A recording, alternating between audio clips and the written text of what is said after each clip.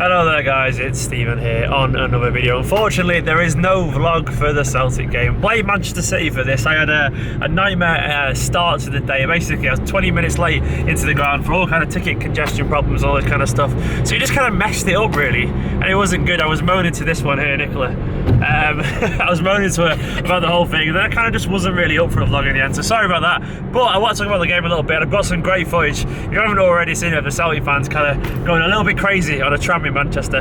But yeah, in general, the game, it wasn't really a classic. I think it's probably what you'd expect from a dead rubber game. Two teams that really probably didn't want to be there, would rather be elsewhere. We played a very mixed match team, a very kind of experimental lineup, I think I'll put it that way. And we also nearly saw the debut of one of the youngest ever players to play for Manchester City in Phil Foden. He could have made history. He could have been the third youngest player ever, but it didn't quite happen for him.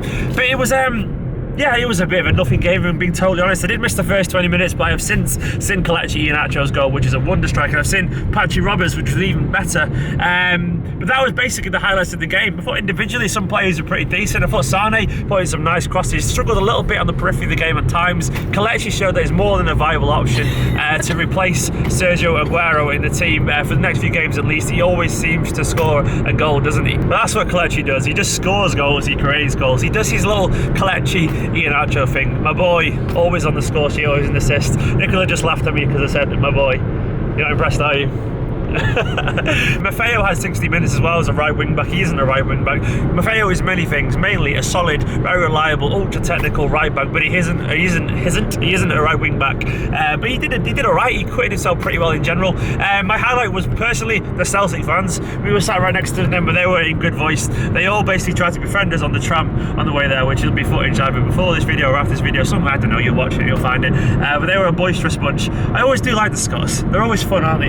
They're always good. They were all kind of trying to befriend us on the tram there, just singing lots of Wham songs with the lyrics of Brendan Rodgers in. It was good though, I enjoyed it. Nicola, what was your review of the Celtic fans out of 10? I enjoyed them. Out of 10? Out of 10. I give them a 9. I'm taking one off for their arrogance after the match. Oh, Celtic fans are going to find this video. They're going to find this video and they're going to be hating on you for that. Why were they arrogant? I think they're just very proud, aren't they? You know, they are very proud, but it gets to the point where it's just like, come on lads, just accept that the other team is slightly good. Like, come on. Some critical assessment there from from Nicola Byrne. On to the individuals, it's good. Didn't get to see Phil Foden. I would have been nearly went through a red light. We stopped there just in time. Phil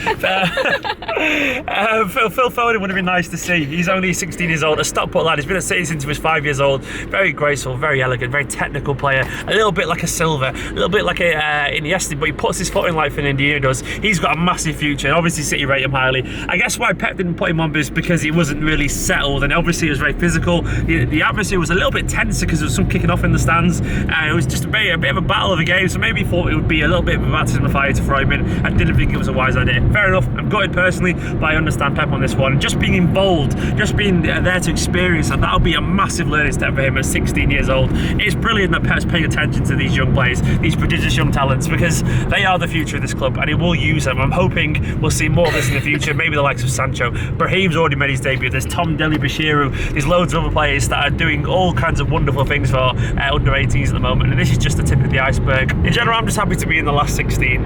Usually we make hard work of these things, but you know, we were there with the final game of Spain, meaning we could rest a few players. We got to see Zabaleta in central midfield. He did his best Philip Lahm impression, and do you know what? He was good.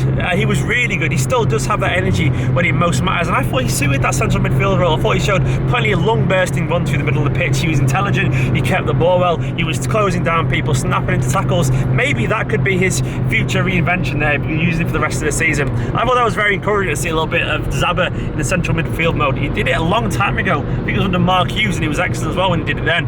So I'm not against seeing that again potentially. On to other players. Adebayo was there. He didn't have much to do in general. I thought he looked comfortable in the first team in and around there, but he wasn't overtly tested. I was very impressed by Patrick Roberts for Celtic. He went a bit quiet in the second half, but obviously the boy has lots of magic in his boots, and he gave Clichy, unfortunately, a very difficult time. That goal was something else. Pep did say as well after the game that maybe we'll bring him back next season. I would like to see that because the English Messi, hashtag the English Messi.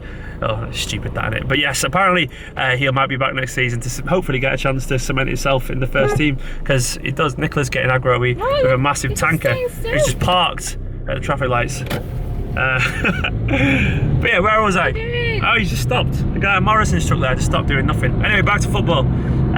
Yes, anyway guys, this is the end of this video. I thought I'd want to chat about the game. Sorry there is no vlog. I wanted there to be a vlog, but circumstances and life conspired against me. But I thought I'd upload a little bit of video anyway, talking about the game, annoying Nicola as she drives. Look at that face. And in general, just so I thought I'd talk to you all, get subscribing and all that. Stop hitting me.